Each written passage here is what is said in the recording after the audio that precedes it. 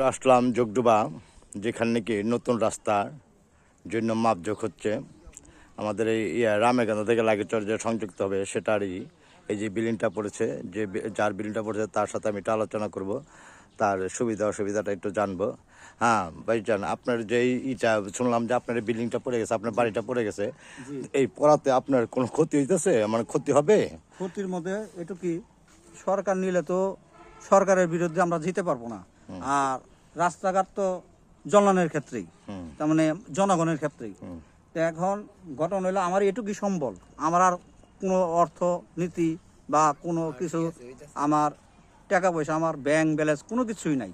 আমার এটুকুই আমার সম্বল, আমার 4টি ছেলে সন্তানের, আমার পরিবারের এটুকুই সম্বল।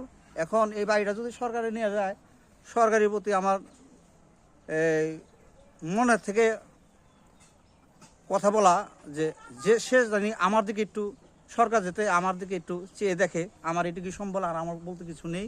আর আমার লগে আমার মামা আছে, হ্যাঁ, সে 200 ছেলে মেয়ে নিলে 4টি ছেলে মেয়ে নিয়ে থাকে, তারও অবশিষ্ট কিছু নাই।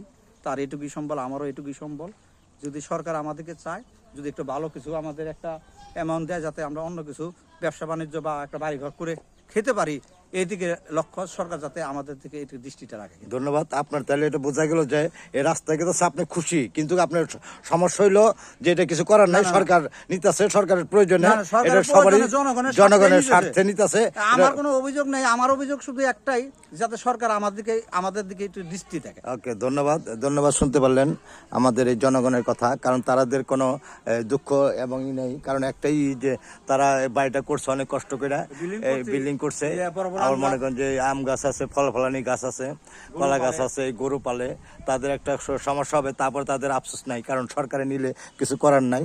তাই তাদের একটা আবেদন যে তারা যদি একটু ভালো একটা অ্যামাউন্ট পায়, তারা অন্যখানে একটা বাড়িঘর করে ব্যবসা বাণিজ্য করতে পারবে। এইটি তাদের চাওয়া, এটি তাদের পাওয়া, তাই না? তাই নয় কি? হ্যাঁ, আসসালামু আলাইকুম। ওয়ালাইকুম আসসালাম। এই যে রোডটা এইখানটা যাবে, এই যে মোহনপুরে এই দিক দিয়ে ঢুকবে, এই বরাবর ঢুকবে, ওই যে এটা হলো সিন্টু বায়োগো বাড়ি, এইখানটা ঢুকবে রাস্তাটা। যাই হোক, সবাই ভালো থাকবেন, দোয়া করি। আর রাস্তা হয় জনগণের প্রয়োজনে, জনগণের সুবিধার্থে, সরকারের শুধু করে দিবে, সরকার চায় না কারো ক্ষতি হোক, তারপরে করতে হয়, এটাই হলো।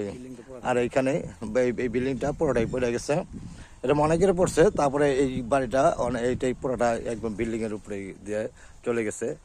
যাই হোক, তবে তাদের আফসোস নাই, কারণ এই এলাকা উন্নয়ন হোক, এটাই চায় জনগণ।